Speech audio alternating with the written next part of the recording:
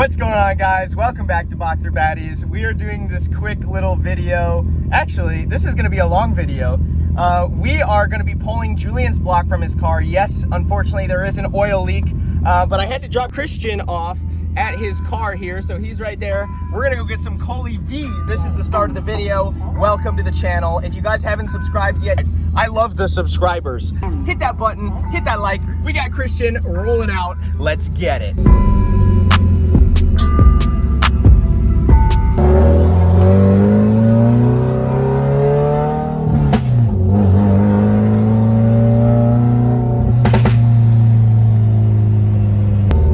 Such a beautiful road. It's coming out of a community, but man, it is cool. My windshield is hella dirty. Jeez. All right, we're here getting some Coley V's before we take this engine out. Got to get some food. I have not really eaten all day. Just had a bunch of coffee.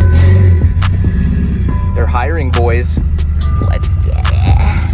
What we're doing now is we're picking up the food and we're going back to the shop and we're going to begin taking out the block for Julian. That is because we still need to fix that oil shroud leak. I'm thinking it's from the back of the shroud. I know that we sealed it up great, but just there must have been something that slipped. So we got to figure out what that is. So the block has to come out, unfortunately, which is not a big deal. We'll get it back in. But we're going to take the block out. We're going to fix that seal. And my timing job was correct. I mean, it obviously timed how it should be. So we're going to get back to the shop, enjoy some Coley V's. Let's get it. Thank you guys so much. Secure the bags.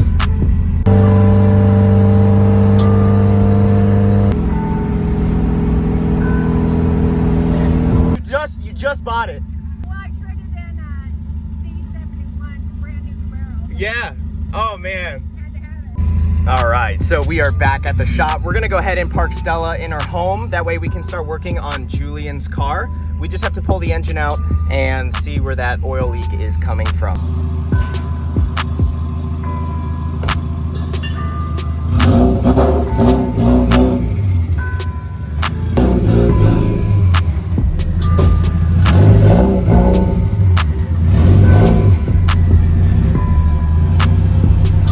I just wanted to show you guys before I turn the car off. Look at this concentration of ethanol. 81.7. That is some really good ethanol. So shout out to Marathon in Estero that got me that.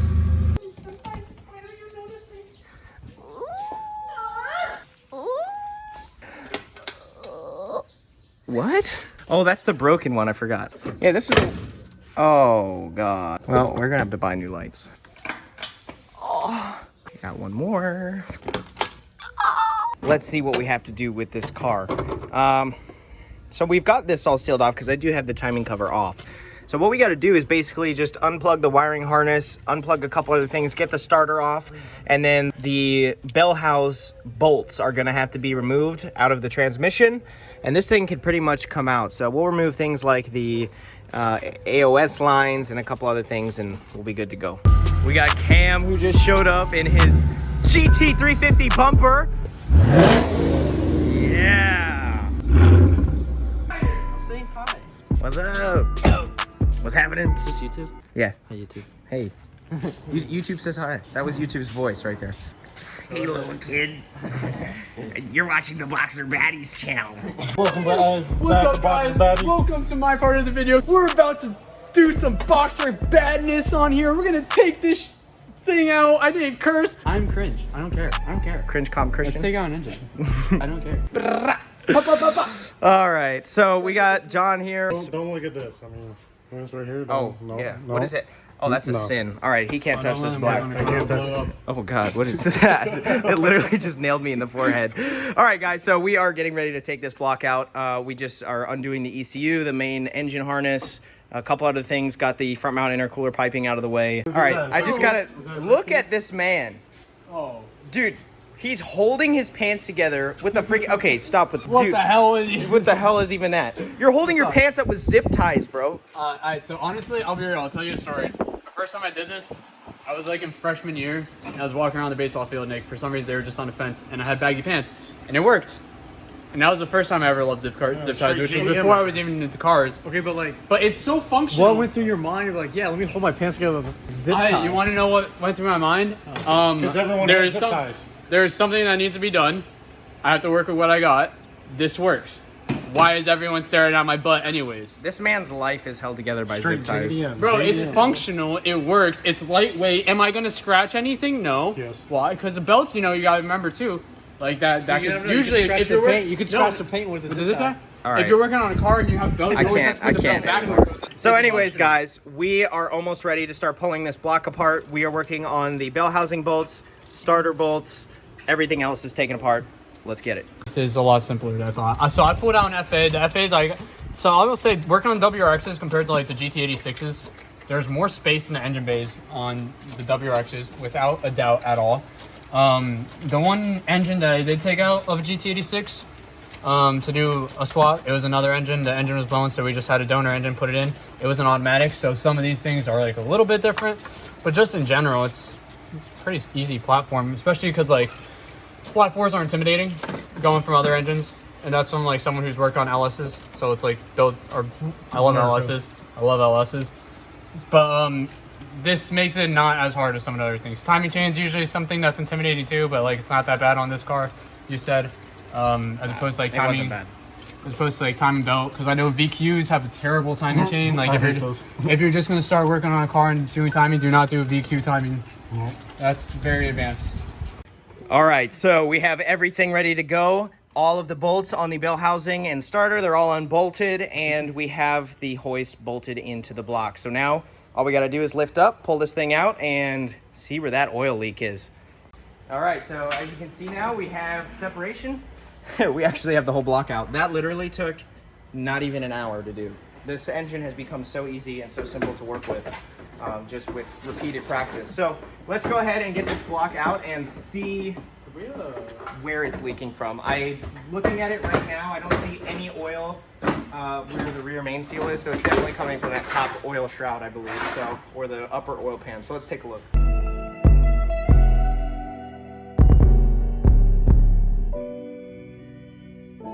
So looking at this here, I didn't realize that the shroud actually reaches all the way up almost to where the flywheel, well, above the flywheel actually. I thought it was leaking above here, but looking at this here, it is only leaking from this area because I don't see It's not any. even the whole area, honestly. It's just this corner. just that little corner. It's just you probably did you torque all these? They're all torqued to spec. So it somehow it just didn't seal properly. Dude, that is this one a corner, bro. lifesaver. So all we got to do is really theoretically we could have just left the engine in the car and pulled the pan, but at the same time we didn't know if it was the pan or not because you can't see with the design of the frame, it sits right here. So you cannot tell unless you pull the engine whether it's leaking from right here or if it's leaking from up there. You cannot tell. I'm telling you, you can't. There's no way. Look it sits right on that. He's looking at me like, bro, are you serious? But I'm telling you, Dude, it took us an hour. I don't care. it literally took us like 40 minutes. I was just messing with it more than anything. So it sits right here, which means that if it was truly leaking from the shroud, you cannot tell until you pull the engine out because this is completely blocked. There's no way. Yeah, how about some lighting? That's probably. Yeah. So anyways, there is no way to tell because this is blocking that area. Question? Yes. Look at that nut. Did you drop your nut? What nut? Subframe? Is that important? Whatever it is, it's not that big a deal. That's what she said. Yeah, everything looks spot on. So truly, if this is just simply the pan, dude, all that I have RTVs, I have the ultra gray. Literally pull that off, reseal it, and we just got to reseal the timing cover. This thing could potentially run tonight. Don't. I was hoping you wouldn't say that. Every time you say it, it's gonna be worse. It's always like that. Oh yeah, tonight, bro. Yeah. I'm just like. But it's I'm just honestly. like, 2 bruh. weeks later. Bruh. Well, that's how this car has been 2 weeks later. All right. Well, anyways, let's I just. knew you were gonna say that. Send it. Let's just send it. Let's pull the pan off at least and see if there actually is a weak area where we see it. And then we'll just reseal the pan because, I mean, what do you think? There's obviously nowhere up there where it's leaking from. Dude, it's right there. You would see It's it. clear as You day. would definitely It's see right it. there. It's that right- corner. that There's corner. no two ways about it. Okay, There's nothing above it. Okay, but let me tell you something. This corner here was more wet than there. Look at all of the, I know we were touching, but this was the corner when it was in the car. It was dripping on this side more so, it seemed like. So it's probably just the whole back. Like the whole backside. I mean, here we can actually look and see if there are any other leaks anywhere else, like the head's There's a dry. leak right here. Oh yeah. And then, is your alternator leaking? dude, we've got our blinker extension here, and then we can't forget about our turbo timer right here. The flux capacitor is right here. The Venus Yep. plate. The Venus plate. Venus Yep. plate. Oh, right here. Actually, yeah, that's the Venus you're plate. The Venus plate. That's the official Venus plate from now on. Dude, we can't forget the Ninja blender. We got a right there, boom, and yeah, And the dude, Drainy Weenie 9000. the Drainy Weenie. Wait, where? Drainy Weenie. No, we said that's the that was something else. I forget what I said it was. Venus plug. No, it's not the Venus plug. All right, well, Venus drain. let's get this on the stand. We can quick pull this pan off, reseal it. Should be easy dubs. You just drop the pan right now, brother. We could. We're gonna just drop it here. You just drop that pan right now, get in there. Let it drop right here, brother. Put in that LS crank and fix everything. We're And then- yeah. Yeah. And then yeah, dude, the timing's perfect. Wait a second. Wait a second. Perfect. Psych. Now that we can really look at it. He done blew it up. Look at that. That's off. Look at that. That's like off. But is that side off? No. That side's. Yeah. Oh, mate. Just No, a, it doesn't just look. a little bit, but I mean that could be. Doesn't look like it's as Doesn't off as turn this a side. little Now bit. looking at it straight on, it's off. Like off. Okay, and this is pretty TDC. Brother. All right, here, hold the Rubber. camera. Rubber. Yeah. All right, hold the camera real quick. Hold the camera. I'm this cameraman. I'm the light man. All right. Okay, so. Be careful. Yeah, that makes it Jonathan's go the sound guy, off. right? Okay, so actually looking closer, I know we were getting a little excited, but looking closer, it may actually be in time. I think I will probably pull this chain off and retime it just to make sure that we're all in time. So we actually just happened to make this happen. I just realized this. We have rotated this exactly 270 rotations, or it's at the first rotation, meaning that this is on time. So now we can know for sure if this is on time. That's correct. That is correct. Okay, now what we got to do is look for the half moon and the black. This actually, dude, there's no perfect. Okay, now is that on? Yeah, these That's are, on. Those are both Yeah, on. they are And they're on. looking at each other. These are looking at each other. Now the last way to In know relation to the is crank. right here. So actually, if we take off this, You're getting old, man. ready? like a glove. You better retire now, man. Yeah. So this is gonna be huge right here. We're gonna know if it's in time. We could put the. Okay, there you go. Well, I mean- all right, so the half moon is right there. It is correct on both of them. The timing's correct. Timing is on. That's it. It don't lie. That's it. The timing doesn't lie. The marks are the marks. Yeah. The engine is timed properly. It's crazy that we actually got it to this spot because it takes 270 Yeah, it takes a long rotations time.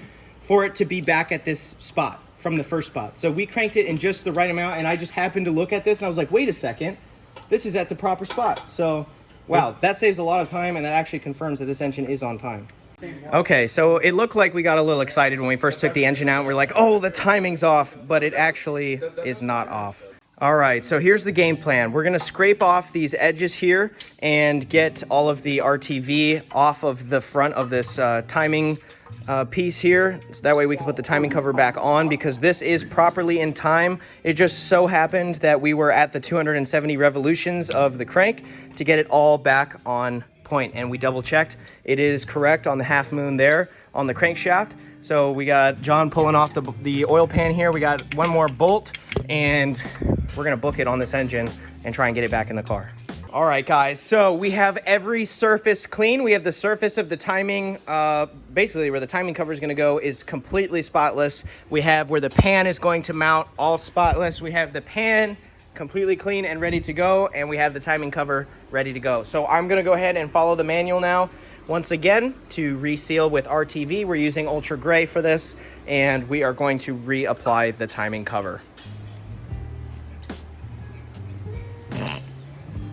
All right, guys, so we have the timing cover secured on. It is nice and sealed on there. We have Christian down below doing the oil pan.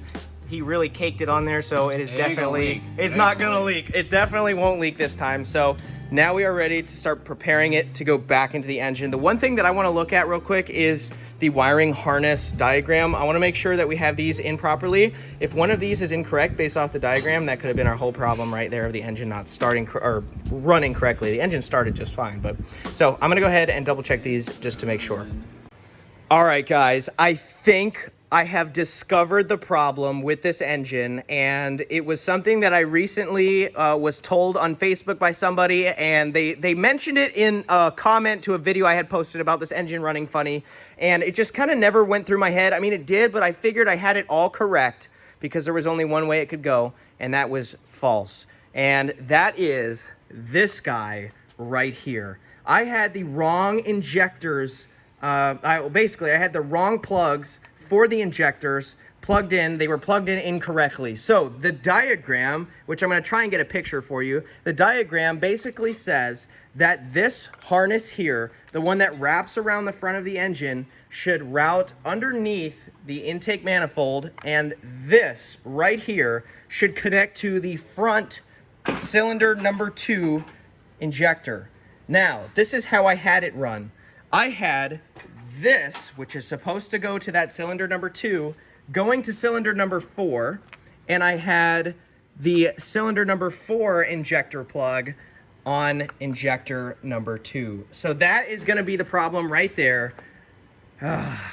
Well, sometimes you got to learn the hard way. I am going to double check myself on the other side too to make sure, but that is most definitely what's going on. The car does not run great, but it does run, and it was very rough. It was not a smooth idle, and that is definitely going to be the problem. So I'm going to double check my work on that. We're going to get the engine back in the car. Okay, guys, I am really excited that I think we have found the issue. Fingers crossed. I did fix this now. We have the front injector plug in the proper position, and we have the rear one now in the proper position. So let's go ahead and just plug that in, and this block is ready to go back into the car. So let's just plug that in there. Boom, it's in. Now let's get it back into the car. Super happy that I found that out because that could have been the issue the whole time. So let's get it back in. You ready?